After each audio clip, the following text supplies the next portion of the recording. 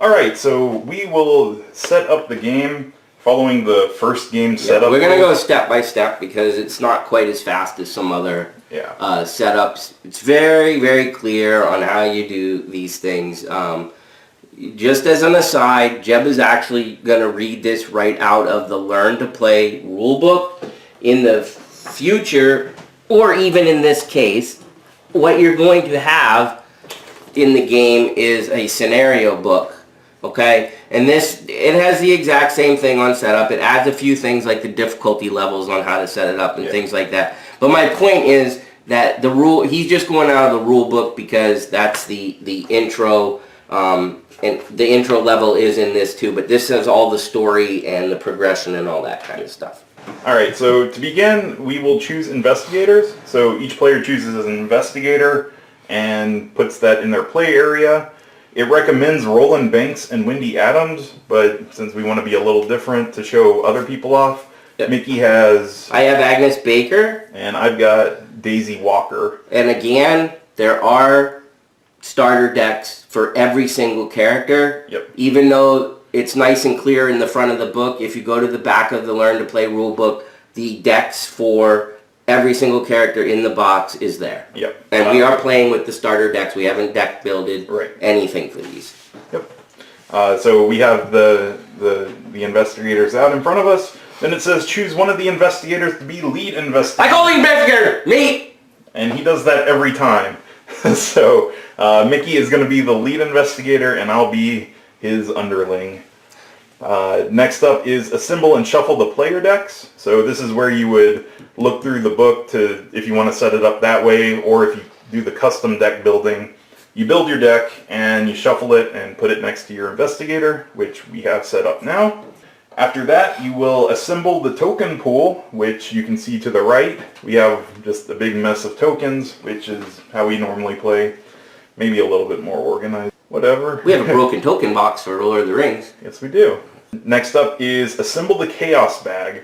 So I'll let Mickey grab the stuff as I say it, but for really quick, this is the standard, difficulty, I believe. And what this says is to place the following into the chaos bag. Chaos bag. We have a +1. +1. Two zeros. 2 zeros. 3 negative ones. 3 negative ones. 2 negative twos. 2 negative twos. A -3 and a -4. -3, -4. 2 skulls. A cultist. A tome. And then the Cthulhu and the Elder sign ones. So that's how you assemble the chaos bag. Pretty easy. As you can see, there's a bunch that are left out. Those go with whatever other difficulties you end up playing with. But, and in future scenarios. Yep. Yeah. We don't know what's going to happen. We haven't gotten far. After that is you will take your starting resources. Each investigator gets 5 resources.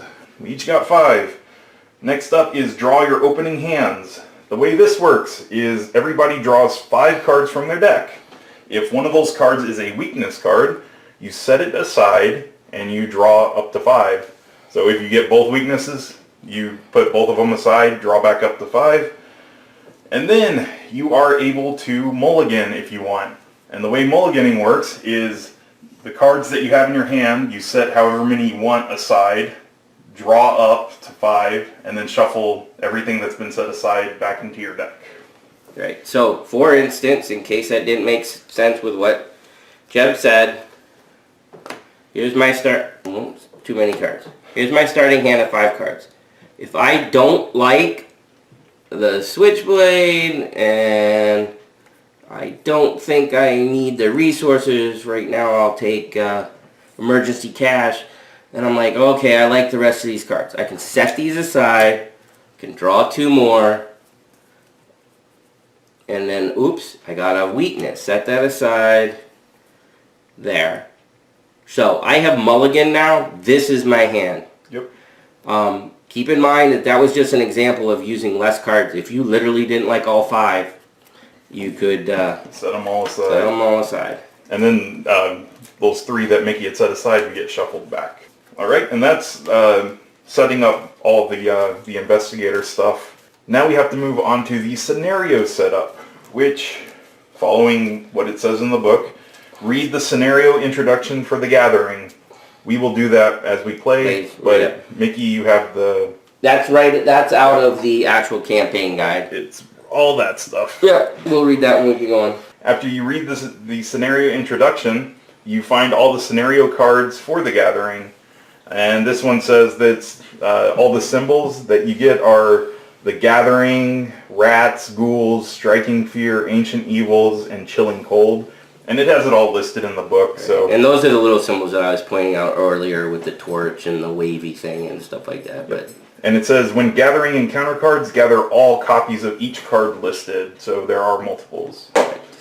After that is set the agenda deck. So you will take your agenda cards for, this one's the gathering. And again, put them in order. The 1A, 2A, 3A. Oh, look, there they go. After that is the act deck, which, not much difference there. You put exactly them 1, 2, 3. That. After that is place the scenario reference card for the gathering next to the agenda deck. So we got that there. Put the study into play is the next step. So you put it into play unrevealed to begin with. So we have that there. Next is set every other location out of play. So this one calls for the hallway, attic, cellar, and parlor to be out of play. There are those. I'm going to set... There are those. There are those. Set those above here for now. After that, each investigator begins play in the study. So this is where we will place our mini cards next to the study. Right. And when we would read that stuff, and as Jeb mentioned when we were going over the rules, the second investigator goes into a location, it is revealed. Yep. And what do we do when we reveal? We got to place the clue tokens on.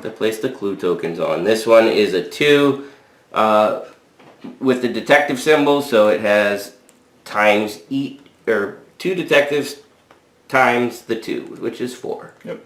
And then this one actually just has flavor text, no effect in it, so it's pretty vanilla there. After that, we will set the Ghoul Priest and Lita Chandler cards aside out of play. So in this scenario, these 2 are going to be out of play for the moment. Yep. And then after that is assemble the encounter deck. So all those cards that it said to gather for the scenario, they're all in here. Yep. You just put them all together, shuffle them up, and then place it. For ease, we're going to place it here. Yep. And the discard will be next to it, but whatever. And then it says, the game is now ready to begin. So, I think everything for setup. Okay, so you've seen setup. Hopefully you got a good explanation of what things are. Now what we're going to attempt to do is show you some of the mechanics of the game before we actually play. Alright, so before we go over the round sequence, we're going to talk about skill tests really quick.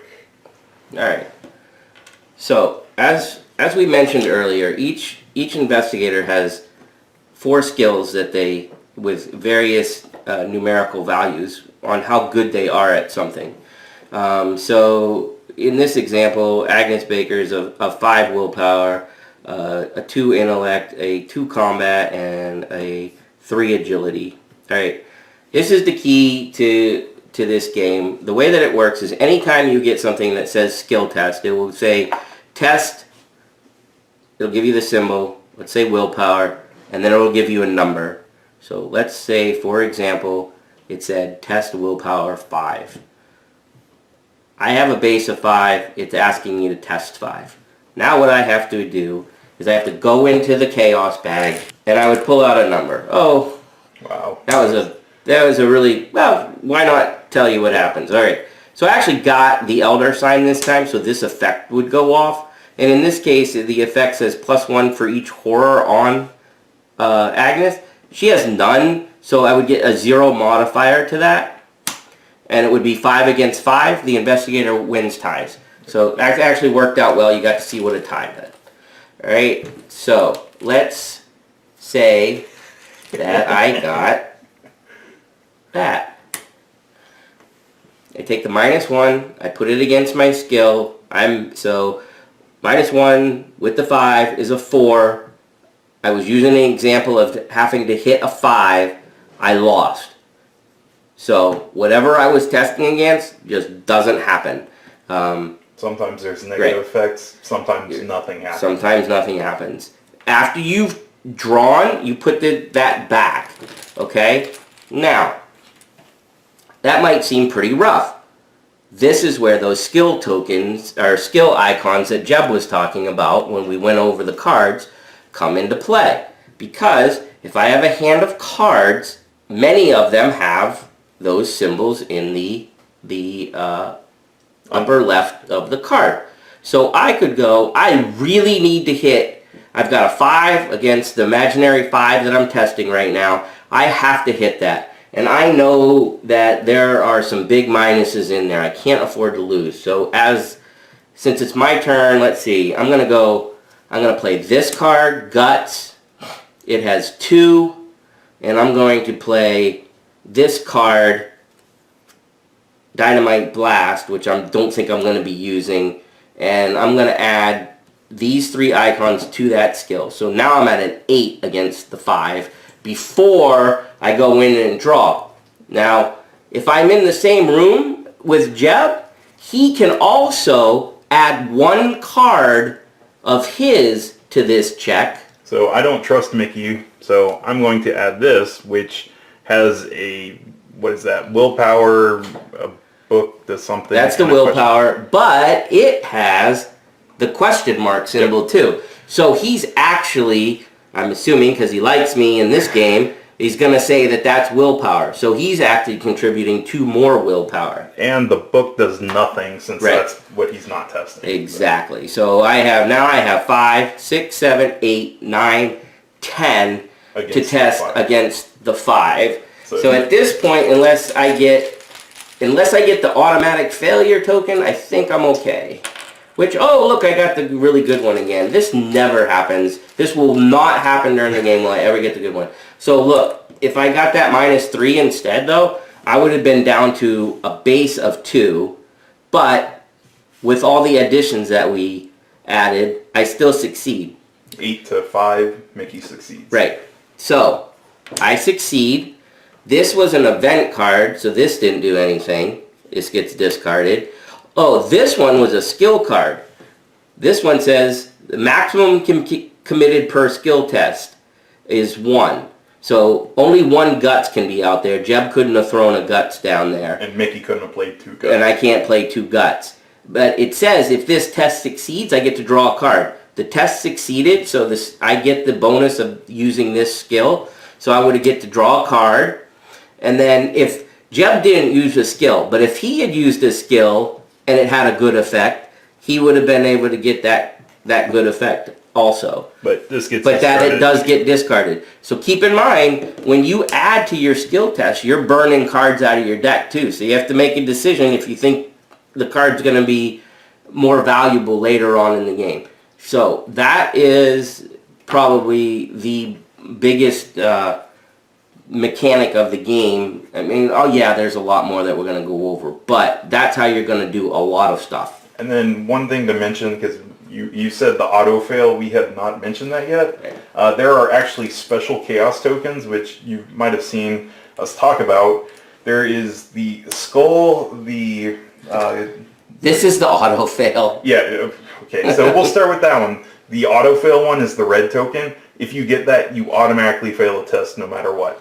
The green one is the Elder Sign, which activates the ability on your investigator, and I don't know if other cards that... And then the other 3 are, you just reference that to get what it does. But there is a 4th one, but this scenario doesn't use it. Yeah. So that is skill tests. Alright, so now we'll bring you down, we're going to bring you down the round sequence, I think is what Jeb's going to do, and we're going to tell you how everything works. Alright, so the first thing in a round is the Mythos phase, but you actually skip that on the first round of the game, so we're going to skip it. Next up is the Investigation phase, and the way this works is The investigators can take turns in any order they want. It's up to them to decide. If there's a problem, then the lead investigator can overrule people. That's what the lead investigator does, is make decisions. When an investigator activates, they get 3 actions to do on their turn, and there are multiple things you can do on your turn. So, Jeb, what would those be? All right, the first one is you can spend an action to draw a card. So, look, I did it. Yeah, that's 1 action. The next is gain a resource. That is taking from the supply. You literally just take a resource, put it in your supply. Yep. The next is activate an action trigger ability. So if you have a card that has an action trigger on it that's out in front of you, you can activate that ability. If I had burglary out in front of me, it has the straight arrow. That's exactly what Jeb's talking about. I could do this action. In this case, I exhaust the card and then I do an investigate. So it's letting him do it's letting him do an investigate. It's adding action, to my investigate yeah. if I succeed, basically. Yeah. So that's activating an action. The next is engage an enemy at your current location. So enemies can be engaged or unengaged. If they're unengaged, they usually just sit near whatever room they're in. If they're engaged, you pull them down in front of you, and it's kind of like a treachery area for right. each You have a pretend area in front of you where your bad things that you're engaged with or any conditions that you have on you, whatnot, are going to sit. And basically, right in back of you will be all your assets and your allies and things like that. It's just a distinguishing area on where the bad things sit. I can tell you right now that most times stuff is not going to stay unengaged very long. Right. So so this action is kind of rare, but if for some reason you wanted to engage something, I guess you could actually engage. No, the important part of engage that is spelled out very clear in the rulebook is, remember that you can engage. If it's in your room, you can engage it. It doesn't have to be unengaged. So if Jeb is engaged with something and I think that it's really going to hurt him and I can take a hit, or if I have a better card to deal with it, I can engage it. That's an action to actually bring whatever he's engaged with over to my area. So that's the engage action. The next one is investigate, which the way investigate works is when you take that action, you will perform a skill test of intellect against the shroud value of the location you're at. And remember, the shroud value is this dart, the one in the black circle. So if Mickey did an investigate action in the study, he would make a skill test against the 2. What's your Mine's a 2 in this case. Okay. So it kind of, just to kind of show you how some of these cards are working, if you'll notice, Jeb's intellect is a 5 and mine's a 2. Like, I'm not that great of investigator / intellect without adding things to my check. So I am probably gonna try to more support him, so to speak, so that he can, rack those up. Not that I ever won't try, because I mean, breaking even's not horrible, and if I can get something good to jack it up with, yeah, we want to get them as fast as possible. But just wanted to show you the difference in the detectives. And when you make the intellect skill test against the shroud value, if you succeed, you're able to take one of the clue tokens off of that location. Look, Jeb did a skill test. Yep. Succeeded. So now I have that. If you fail, no clues are discovered. Right. The next action you can do is an evade action. And the way this works is if an enemy is engaged with you, you can make an agility test against that enemy's evade value. Which is the feet against the feet. So, if the rat was engaged with, I'll just do it on Jeb. If the rats were engaged on Jeb, he could test his agility against the rats, which rats are pretty quick, so they actually have a high agility. Yep. He has a 2 agility, and the rats have a 3 testing it. So if he ties it or does better, he will evade the rats, and then the way evade works is if you're successful, the enemy the engagement gets broken, so they move slides back to the room, and then they get exhausted. And if the enemy is exhausted, it can't do anything. Yep. And then if your evade test fails, then the enemy's not evaded and it remains engaged with you. So nothing really bad happens. It's just still stuck in front of you. Right. The next action is move. And the way this works is you can spend an action to move your investigator from one room to a connecting room. We don't have one set up right now, but when we talked about all those connecting rooms, that means as long as the colors matched, you could move this from one card to another card. Yep. The next action is the play action, and that is playing one of the cards from your hand. When you play an event, its effect is resolved and then you discard it. If you play an asset, it goes into your play area of the investigator playing the card. So unlike Lord of the Rings, I can't give stuff to Mickey from my hand. And then skill cards are never played. They're just used during skill tests. Or at least not yet. We can't give anything away. Right.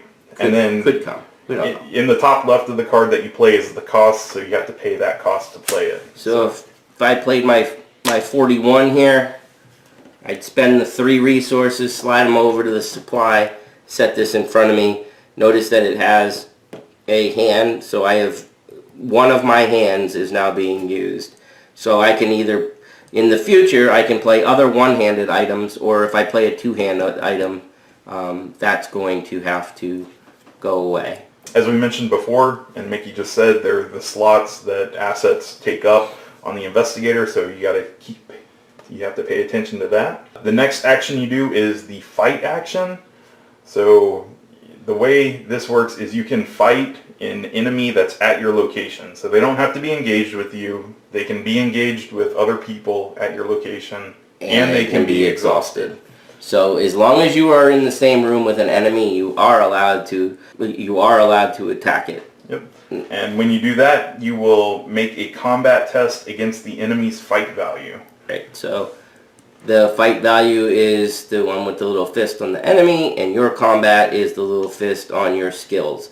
So you would do a skill check, which we already explained. If you didn't understand the skill check, go watch it again or read it in the book again, because you're going to be doing skill checks left and right. Yep. And then if the combat is successful, you do 1 damage unless you have something that modifies that. So if you succeed, he takes 1 point of damage, and you would place it on the card. You would look at it and say, oh, how much health do you have, little swarm of rats? Oh, look, it only has 1, and you would have defeated the rats. There is one special thing to keep in mind about the fight action, and that is... This is really important. If you fight against an enemy that is engaged with another investigator, if you fail that test, you're dealing the damage to that investigator instead of the enemy. Okay. So even if you had stuff that modified your damage amount, that still happens. So you swung and missed and hit somebody else is basically what they did. Oh yeah, talk about this, Jeb, when it's what you can and can't do while it's engaged. We went through everything we can do, right? Okay, so if you are engaged, now remember, engaged is in front of you, actually pulled in front of you, not necessarily in the same room, with an enemy, and spend an action to do anything other than, keep in mind other than, fight, evade, parlay, or resign.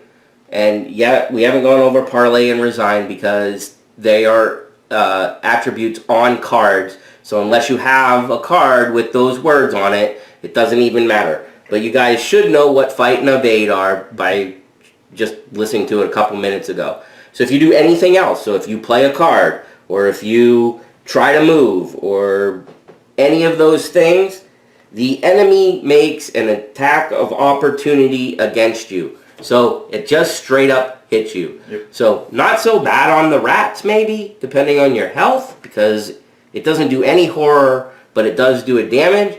But some of these monsters, you're going to have to figure out either how to kill it or how to evade it, because you're literally stuck. You have to deal with the monsters in this game when you're confronted with them. And healing is not easy. And then healing is not easy. Like a lot of this stuff is not easy, but it's very, very important to remember that those are the only 4 things you can do. Otherwise, the monster is taking a swing at you. Yep. All right. So after, say, Mickey did his 3 actions, he would flip over his mini investigator card, letting Jeb know that I was done, or the other people in the game that I had already gone. And then I did my 3, so now all the investigators are face down, so that means the next phase occurs, which is the enemy phase. And the way this works, it's broken down into 2 sections. The first one is hunter enemies move. So some enemies have the hunter keyword. The rats are hunters. And the way it works is each enemy with hunter moves once to a connecting location in the direction of the nearest investigator. Exhausted hunter enemies and hunter enemies that are at a place with an investigator do not move. Right. So again, that goes back to what we already told you. If you can evade somebody and exhaust them, they won't do anything for this round. So this guy, oh look, he's wide awake. So he's at a room. He is a hunter. He won't go to a different room. He has no stipulation on who he's going to attack. So the lead investigator gets to say, oh, who he attacks. And because I don't like Jeb, it's going to attack Jeb. Alright. So it engages with Jeb. Yep. And that's one thing to keep in mind. I believe it says any enemies that are ready will engage an investigator. They will engage the second the investigator enters the room or it enters the room. So. And then the second part, after all the hunter enemies move, it's all the enemy attacks are performed, and that's only enemies that are ready and engaged. Right. So since that swarm of rats is ready and it's engaged, it's going to deal me 1 damage, and then it gets exhausted. Correct. Notice how there's no skill check for that. Once it gets the enemy phase, the enemies are happening unless you have cards that can deal with these situations. After the enemy phase, which when all the enemies finish attacking, it is now the upkeep phase, and this is kind of a cleanup type thing. Just as an aside before Jeb goes to the upkeep phase, I just want to reiterate that hunter aspect is very important, because the answer to the question is if it doesn't have hunter, it'll stay where it is unless something else in the game moves it. So if you start playing this game, don't be looking for the enemies to just be moving around like some of the other co-op games where it's a set amount. The hunter is the key word in this. Yes, there are other cards that will make things based on traits, based on locations, based on other things. Make them move. If you can find something that's not going to move, leave it there. Alright, so after the enemy phase, it's the upkeep phase, and you'll resolve these in order. So the first thing is each investigator flips their mini card face up. So we're both ready again. Next is ready all exhausted cards. So that's enemies in this and case, if you had assets. Any assets or anything like that would all be refreshed right now. And then it says each unengaged enemy that readies at the same location as an investigator will engage at this time. So if the rats were here and then they readied, then it would engage one of us. So. Oh, and I'll be nice and take it from Jeb this time. Oh, yeah. And that was a big if it was in here. Not, yeah, I know. Well, no, just letting them know. So after that, each investigator draws a card and gains a resource. So get a resource and draw a card. And draw a card. After that, each investigator with more than 8 cards in hand chooses and discards until you only have 8. I don't think I've ran into that yet. Not yet. After that, the upkeep phase is done and the round is over. So when the round ends, guess what? You just start another round. But now this time, the Mythos phase goes off. Yep. So and this is the last thing you guys need to learn, and then you can probably jump in and be figuring out how to play. Yep. So the Mythos phase, which is at the beginning of the round. The first thing you do is place a Doom token on the current agenda. So, oh, there goes one. The next thing you do is to check that agenda if you meet the requirements to we call it popping, but it's just to fulfill it and discard it. Yep, so this is 1 to 3, so we're safe. That still doesn't go off. All right, the third thing is in player order. Each investigator draws the top card of the encounter deck and resolve the cards. Okay, so keeping in mind what player order is, like we told you before, when you play a regular round, you can switch which order you play in. I mean, in terms of if you've got 4 players or whatever, when you're doing your investigation, it could be Jeb goes first, and then Joe over here goes second, and then I go third, and that could be totally not how you're sitting at the table or anything. In player order, though, you start with the lead investigator, and then you go clockwise around the table. Anytime it says player order, that's what they mean. In this part of the Mythos phase, in player order, a card is drawn. So Mickey takes the first one, and then since I'm the next around the table, because it's just us, I get the second. Yeah. So anytime it says player order while Jeb and I are playing, it's always going to be, since I'm lead investigator, it's always going to be me first, then Jeb, because there's only 2 players. Yep. So Mickey will flip his card. And I have a ghoul minion. So when an enemy is drawn, it spawns engaged to the investigator who drew it, unless it has a special spawn action. Right, which we explained earlier. So I have this ghoul sitting in front of me now, which is 2/2/2 across the top, and he deals 1 to each if he hits. And then I will flip mine, which is he got a monster swarm of rats. So they come engaged to me. So as you can see, this is where the bad stuff happens as well.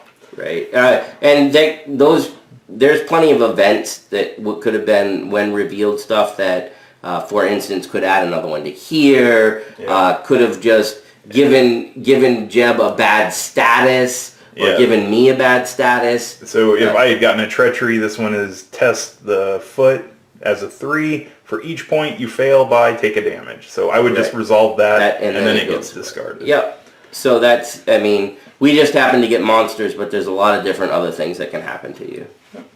And then after we draw the cards, it goes to the next phase, and so on until the game ends. And the way that works is there's multiple things or ways to end the game. I guess the bad way to end it is if all the investigators die. If all investigators are eliminated, the game's done. You go to the scenario book and you it's called if no resolution was reached, which is basically the investigators resigned or were defeated. Otherwise, the game will tell you what happens and what you go read. And that's usually in the act or agenda deck. Right, and it'll tell you where to go read. So one of the things that's kind of cool about this is it is a story, and you are creating the story as you go along based on what happens and what decisions you make. So it's dying, resigning, or something telling you. Well, resigning and defeated is kind of insane. I mean, investigators are out, and you never got told to go somewhere and read something, then you pretty much lost. Yeah. But it's not, this game isn't, if you've watched, well, we only did one. So when Jeb and I play Lord of the Rings, we like to play it a scenario until we beat it. This game doesn't work like that because you're following a story.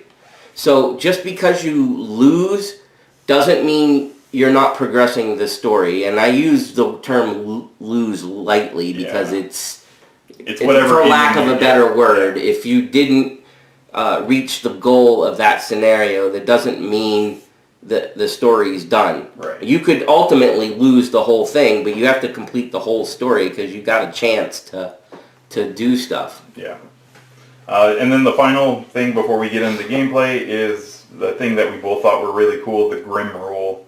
And that is if something comes up and we don't have like a way to decide on what to do, The book tells you that to follow the Grimm rule, you pick the thing that would be worse for the investigators. Right. So if you have a controversy on how you're interpreting a card, just do worst case scenario. Yep.